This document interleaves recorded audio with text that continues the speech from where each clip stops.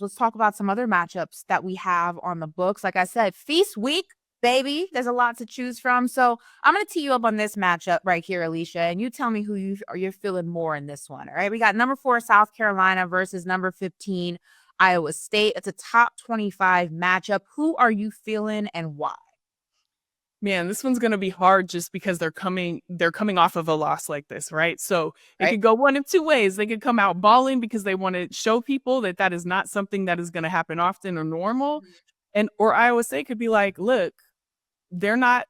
We can beat them. Like somebody just beat them, and we got this. So I just looking at the program, knowing Coach Staley, knowing how she inspires her players and how she brings the best out of them, I would say that it's going to be a good one, but that South Carolina would prevail on this one. I agree with you. I agree the bounce back is going to be major. And again, I think that to your point, just we're going to be repetitive here. I think that the loss is going to be good for them. And I just think it's going to kind of get that loss out of the way earlier in the season. And they're going to be able to kind of roll the way they want to roll for the remainder of the college season. So I'm not too worried about South Carolina as a whole. We also have number 22, Iowa, who is back in the AP top 25. Obviously, with Lucy Olson, Hannah Stalky, they've been leading the team. They're going to be facing BYU. You already know I'm going with Iowa. I think that these girls have a lot to prove post Caitlin Clark. I think people are sleeping on them a little bit post Caitlin Clark, rightfully so. You have one of the biggest college stars and now one of the biggest NBA stars, WNBA stars ever, just absolutely hooping, absolutely just crushing it. It's hard to kind of recreate that magic, but you don't have to recreate it. You just have to be just as successful with the pieces you do have. Who are you feeling though? Right. I definitely am. I'm with you on that one. Iowa, no shade to BYU, but Iowa, going on a 6-0 start and also understanding that they love this coach that they're playing for too. That coach, Jensen has been with them. Like, it's not like she's this new coach that's coming in. They want to do just as well for her as they did for the previous coach because she's been coaching with them for so long and they love her. Like, she's inspiring. She is a huge reason why in years previous to this that they've had the success, and now she's showing why she can do it as a head coach. So I don't know. I don't understand why they're under the radar as much as they are. Knowing the program that they have, where they've come from, and the players that they have as well. They have a squad. So I'm with Iowa for sure. And also number 22, like number 22, Iowa. Caitlin Clark will always be there. She's Right. always around.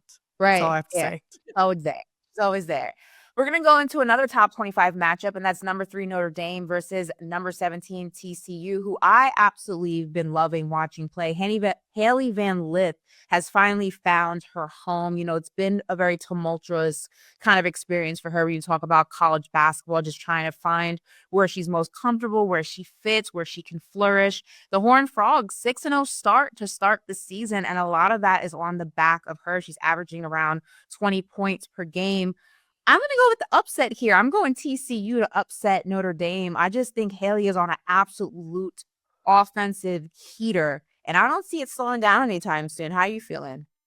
While I love what is happening at TCU, especially the program itself has bounced back in so many ways. I mean, last year, I want to say, was it last year or the year before, they had volunteers that came to play on that team because they were so injured and they needed people. So and it was last year for sure.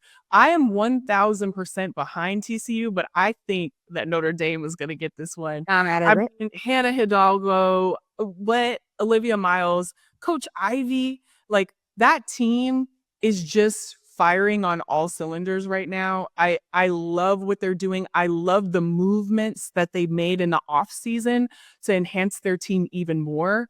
They just beat USC, which was a huge win. So yeah, I mean, it's gonna be a good one. All of these, I'm gonna say that for every one of these because like, listen, every single one of these games has been incredibly beautiful to watch this year. The teams are just so competitive.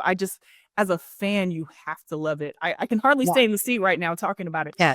But with that matchup, I would say Notre Dame is going to win. All right, we got another top 25 matchup on the docket as well, and that's number 20 NC State versus number 7 LSU, who just barely avoided an upset today, beating Washington by the final score of 68-67. Flau'jae absolutely balled out. She had 19 points.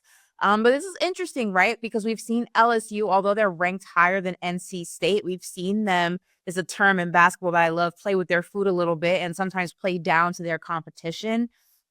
So I'm interested to see where you're leaning towards this because of the fact that I've seen LSU. I don't know. Sometimes they look a little wonky to me. I'm actually leaning towards NC State to pull the upset, but how are you feeling? Well, I would love them to pull the upset. I think LSU still has this one. I mean, Okay. NC State already played two of the top teams this season in South Carolina and TCU, and they lost both of those matchups.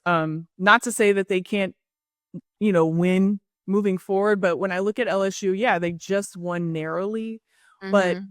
confidence that LSU always Yeah, could they got some swag. has, yeah, like I don't Yeah. care what happens to them, they're always gonna have that confidence, and I'll bet on confidence when it comes to this matchup, when it comes to LSU. So I would say LSU will prevail for sure. I don't know why I'm saying prevail so much. I'm just pulling out for it, like Huh. who does that? Uh, last Prevail. another top 25 matchup. These two teams are a little bit more closely match, though, when you talk about the AP poll. You have number 19, Illinois versus number 14, Kentucky. Now, Kentucky is in its first season under a new head coach, Kenny Brooks, and off to a 5-0 start. They already have one top 20 win under their belt, getting an OT win over the number 18 ranked Louisville. While ranked 20th in the country, they're up to 15 in the rankings and are looking to continue their streak. So, this is interesting, right? You have Kentucky sitting at 14, Illinois sitting at 19. So it's a little bit more evenly matched when you talk about the polling.